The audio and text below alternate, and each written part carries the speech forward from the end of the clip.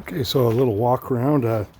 Now begins phase 2 or step 2, part 2, which is to remove the drive line and remove all the axles, suspension, everything, and start restoring the frame. So a little bit of a look. The lovely 154cc engine.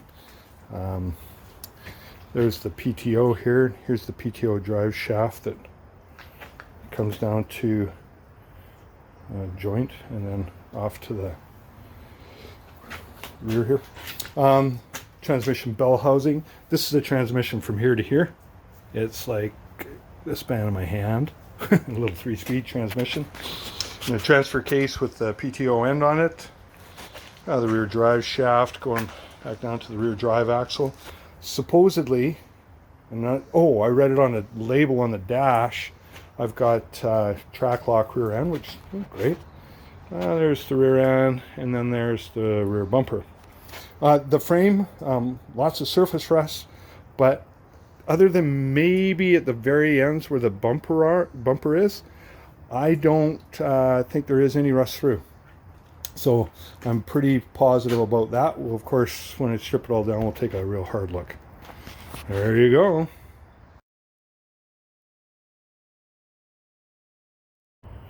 Well, first to come off is the PTO winch. This was kind of hoping this would come off here fairly easy, but it didn't. It was stuck on. However, though, on the opposite end, over by the PTO, this slid off quite nicely. So I'll just kind of work at that one and go from there. Yeah, we'll do steering box next.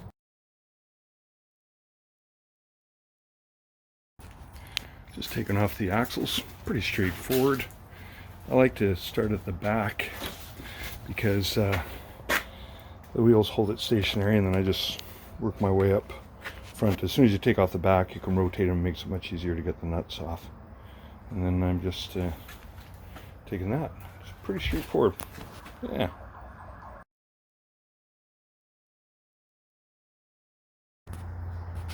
So in preparation for pulling the engine, I've done a couple of things. I removed the alternator, generator, whatever it is.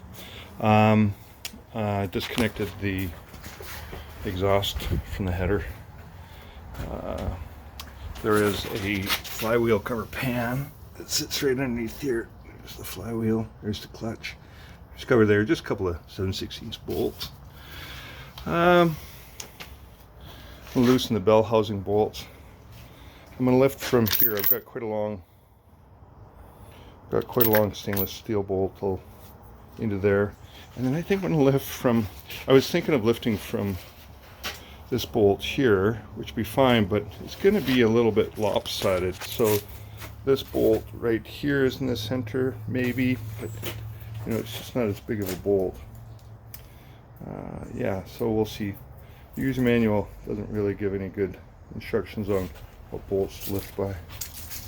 Yeah, I don't know what else. I mean, I could rip off a lot of stuff right here now, but I want to clean it.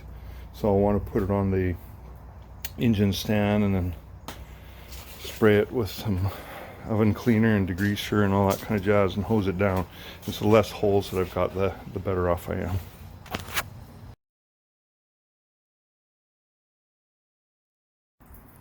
Well, here's the engine swinging in the wind. I had a hard time separating the transmission away from the clutch plate. I'm not sure why it was sticking, so I ended up undoing the flywheel bolts. I had space underneath, so I ended up doing that. Fair enough. I mean, there's wax of space underneath. If I was to do it again, I think I might put the chain a little different. It's lifting it slowly by the back end. Anyways, going to roll the chassis back and mount it on an engine stand. That is one huge 4-cylinder engine. That thing's monstrous for a 4-cylinder. Yeah.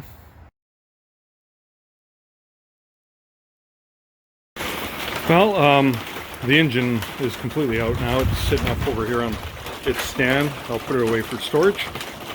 The transmission is out.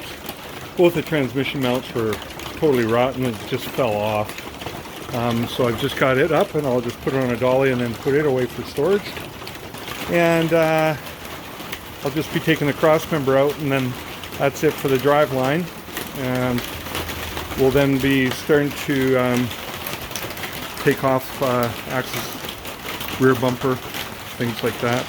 Get it down to a frame.